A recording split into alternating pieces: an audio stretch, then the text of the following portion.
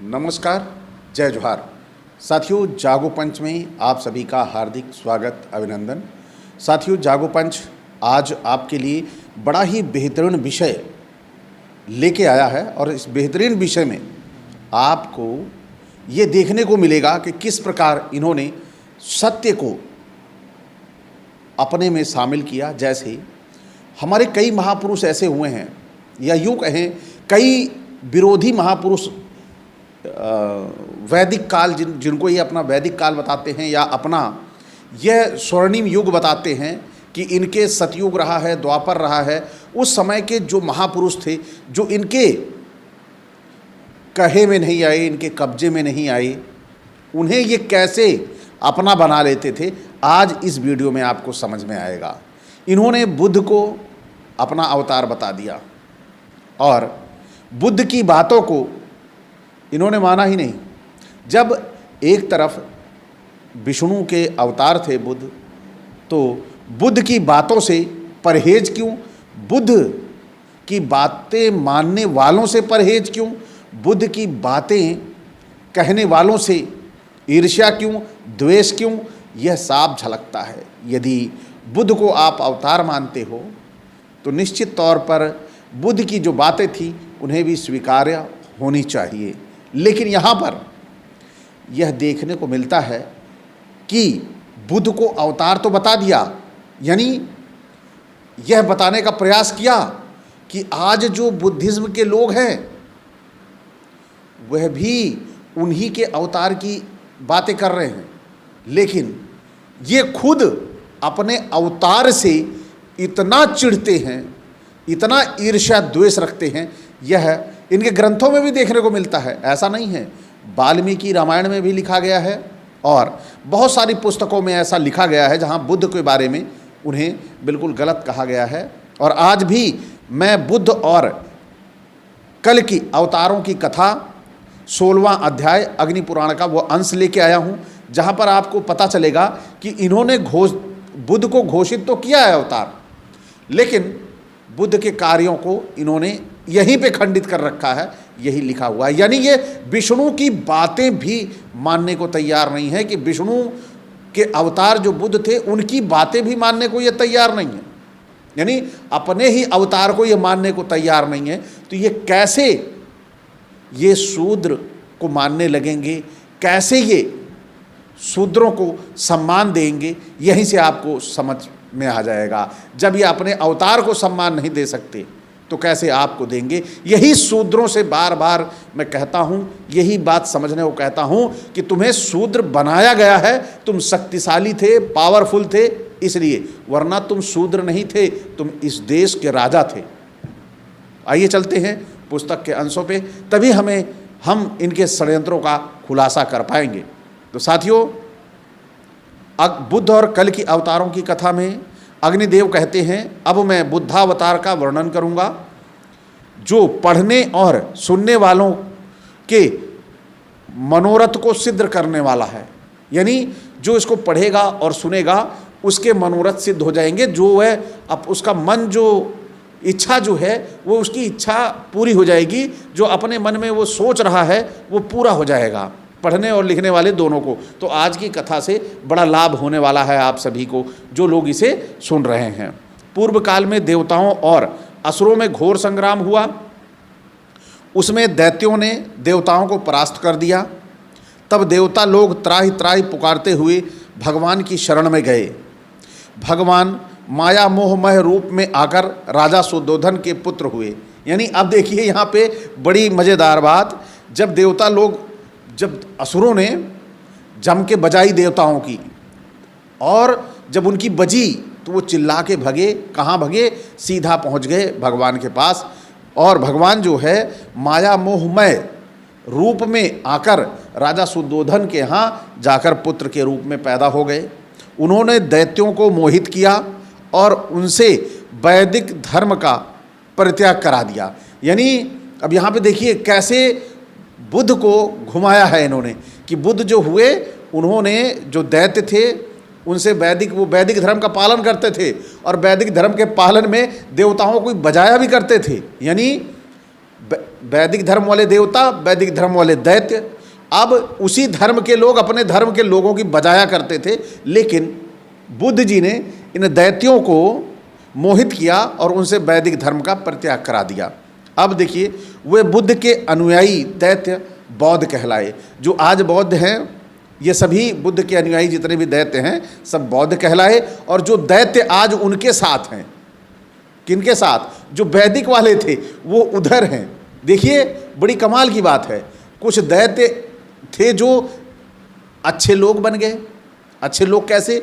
जो सत्य को मानने लगे, गलत काम नहीं करते थे, और जो उन गलत काम करने वाले थे सब उनके साथ रह गए। बड़े मज़ेदार बातें इन्होंने कही हैं। और बुद्ध के अनुयायी दैत्य बौद्ध कहलाए। फिर उन्होंने दूसरे लोगों से वेद धर्म का त्याग करवाया। फिर उन्होंने दूसरे लोगों से वेद धर्म का त्याग करवाया। किन्होंने? जो बौद्ध बन गए थे। फिर देखिए, इसके बाद माया मोह ही अरहत रूप में प्रकट हुआ। यानी अब माया मोह ही, जो माया मोह है, यानी माया मोह यानी धन का लोभी, या माया हो अपनों का प्रेम, या हो अपने जो संपत्ति बनाई हो उससे प्रेम, इस संसार से प्रेम, ये मोह माया यही है। और इस महामोह की ही अरहत के रूप में प्रकट हुआ। जबकि अरहत का मतलब यहाँ पर अग्नि पुराण के इस बंदे को पता नहीं है कि अरहत क्या था। अरहत वह ज्ञान था जिसमें व्यक्ति अपने दुख से निवृत्ति पाले, सुख दुख से निवृत्ति पाले, यानी उसे सांसारिक कष्टों का ज्ञान हो जाए, सांसारिक चीज़ों का ज्ञान हो जाए, तो वह अरहत को प्राप्त कर लेता है। लेकिन यहाँ पर इन्होंने दिया है कि इसके बाद माया मोह ही अरहत रूप में प्रकट हुआ। तो यहाँ पर लेखक थोड़ा अज्ञानी था। वह अपनी बातों को आधी देकर बौद्धों को बदनाम करने का कुचक्र रच रहा है। अब देखिए, इस प्रकार उनके अनुयायी वेद धर्म से वंचित होकर पाखंडी बन गए।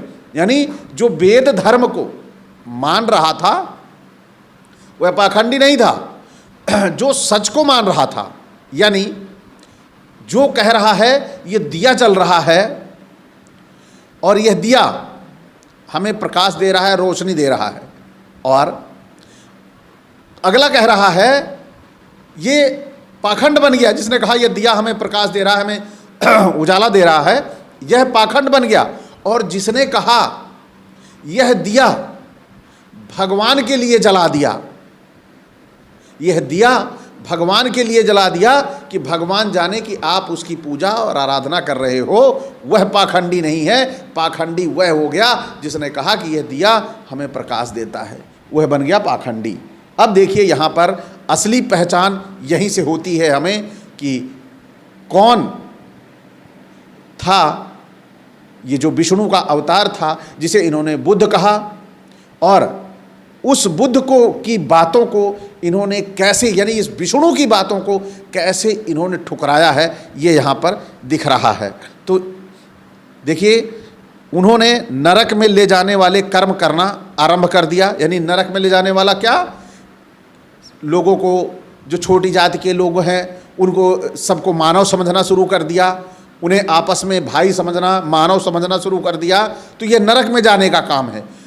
और जो समझे कि ये छोटी जाति का है, ये बड़ी जाति का है, ये फला जाति का है, इससे ये अछूत है, ये स्वर्ग में जाने के काम थे। और जो समस्त मानव जाति को अपना बना बैठा वह नरक में जाने का काम था। वे सब के सब कलयुग के अंत में वर्ण संकर होंगे और नीच पुरुषों से दान लेंगे। इतना ही नहीं, वे लोग डाकू और दुराचारी भी होंगे। यानी जो बुद्धिज्म के लोग होंगे, जिन्हें सब चीज़ का ज्ञान होगा, वह दुराचारी होंगे और क्या होंगे? वह डाकू होंगे। लेकिन यहाँ पर डाकू और दुराचारी कौन थे उन्होंने पहले ही बता दिया। उनके में जो दैत्य थे, उनके में जो दैत्य थे, और ये जो बदल गए थे ये दूसरे थे। जो बौद्ध हो गए थे ये दूसरे थे। उनके साथ वाले को नहीं कहा उन्होंने डाकू और दुराचारी। यहाँ पे डाकू और दुराचारी किसे कहा? जो बुद्ध की बातों को फॉलो करने लगे, बुद्ध की बातों को मानने लगे, उन्हें इन्होंने डाकू और दुराचारी कह दिया। वाजस्नेय बृहदारण्यक मात्र ही वेद कहलाएगा। वेद की 10-5 शाखाएं ही प्रमाणभूत मानी जाएंगी। धर्म का चोला पहने हुए सब लोग अधर्म में ही रुचि रखने वाले होंगे। राजा रूपधारी मलेच्छ मनुष्यों का ही भक्षण करेंगे। तदंतर भगवान कल की प्रकट होंगे। वे विष्णु यशा के पुत्र रूप में अवतीर्ण हो याज्ञवल्क्य को अपना पुरोहित बनाएंगे। उन्हें अस्त्र शस्त्र विद्या का पूर्ण परिज्ञान होगा। वे हाथ में अस्त्र शस्त्र लेकर मलेच्छों का संहार कर डालेंगे तथा चारों वर्णों और समस्त आश्रमों में शास्त्रीय मर्यादा स्थापित करेंगे। तो आज मैं बता दूं कि वह शस्त्र अस्त्र लेकर अब नहीं पैदा हो सकते कल की, क्योंकि उसके लिए 5000 साल पीछे जाना पड़ेगा। वो पूछिए क्यों? वो इसलिए कि आज अस्त्र शस्त्र क्या है, अब वो धनुष लेके नहीं पैदा होने वाले। अब AK-47 या उससे अपग्रेडेड मतलब चीज़ें आ रही हैं, जो केमिकल वार आ रहा है, जैसे केमिकल फेंक देंगे या केमिकल बाई पोस्ट भेज देंगे, उससे उस शहर में बीमारियां फैल जाएंगी। तो अब ये वार होने वाला है। अब ये धनुष बाण और अग्नेय बाण, नाग बाण निकालने से अब काम होने वाला नहीं है। तो इन्होंने यहाँ भी भ्रमित कर डाला कि इस आधुनिक युग में कल्कि आएगा और वो अस्त्र शस्त्र लेके आएगा, घोड़े पे बैठ के आएगा। अब जैसा कि चित्र दिखाया गया है कि घोड़े पे कल्कि बैठ के आ रहा है, तो अब कल्कि को वो घोड़ा तो मिल जाएगा, लेकिन वो अस्त्र शस्त्र नहीं मिलने वाले हैं। अब अस्त्र शस्त्र क्या, तोप, टैंक, मिसाइल और अपग्रेडेड चीज़ें जो आगे कलयुग में आएंगी वो लेके आना पड़ेगा। अब ये अस्त्र शस्त्र का बेवकूफ़ बनाना छोड़ दें। फिर देखिए, समस्त प्रजा को धर्म के उत्तम मार्ग में लगाएंगे। उसके बाद हरि कल्कि रूप का परित्याग करके अपने धाम में चले जाएंगे। यानी जैसे पीछे वाले अवतार सब अपना त्याग चले गए, मर चले गए, वैसे ये भी चले जाएंगे। तो ये कहाँ से अवतार हुए? जब पृथ्वी पर आए और अवतार ले लिया तो पृथ्वीवासियों के लिए भले के लिए काम करें। बार बार क्या नाटक मचा रखा है पृथ्वी पर, इंतजार करते हैं, पहले तो अत्याचार करवाते हैं, बिना इनकी जानकारी में यहाँ अत्याचार हो रहा है। तो जब यहाँ पे पहले अत्याचार करवाएंगे और उसके बाद फिर अवतार लेके आएंगे उसको मारने के लिए। अरे भेजा तो तुमने था, उसका भाग्य तो तुमने ही लिखा था, सारी कुंडली तो तुम्हारे पास रखी पड़ी है। तो जब कुंडली तुम्हारे पास सबकी रखी हुई है तो काहे को ये नाटक करते हो कि अवतार लेके आएंगे, फिर वो विनाश करेंगे, पहले उनसे पाप करवाएंगे विचारों से, उसके बाद आएंगे अवतार लेके खुद मारने। ये कैसा कुचक्र रचता है? क्या ईश्वर ऐसा कुचक्री होगा?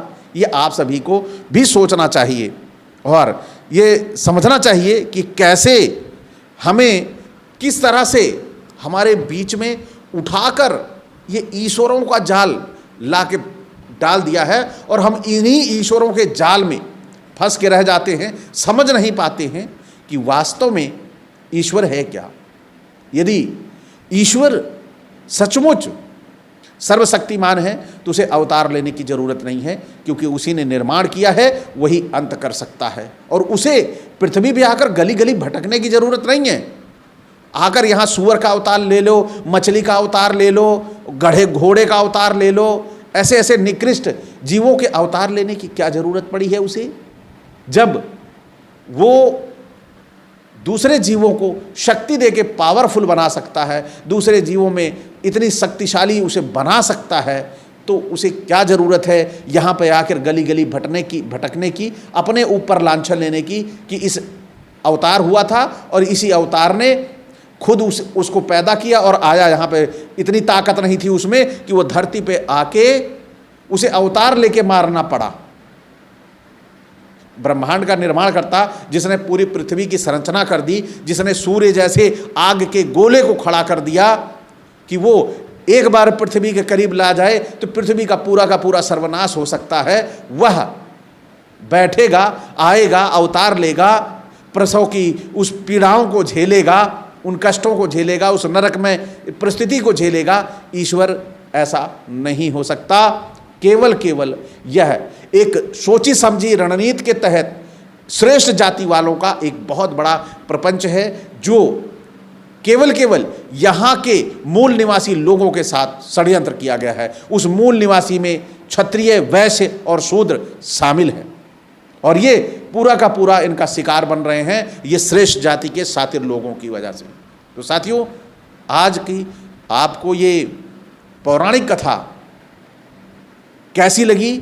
अच्छी लगी हो तो लाइक करें, साथ ही जो नए साथी देख रहे हैं वह चैनल को सब्सक्राइब करना ना भूलें, और साथ ही बेल आइकन की घंटी भी दबा लें, जिससे हमारे वीडियो का नोटिफिकेशन त्वरित गति से पहुंच जाए। और साथियों, इस कथा का जो वास्तविक विश्लेषण है वह भी आप करके कमेंट में जरूर बताइए। इसी के साथ आपसे विदा।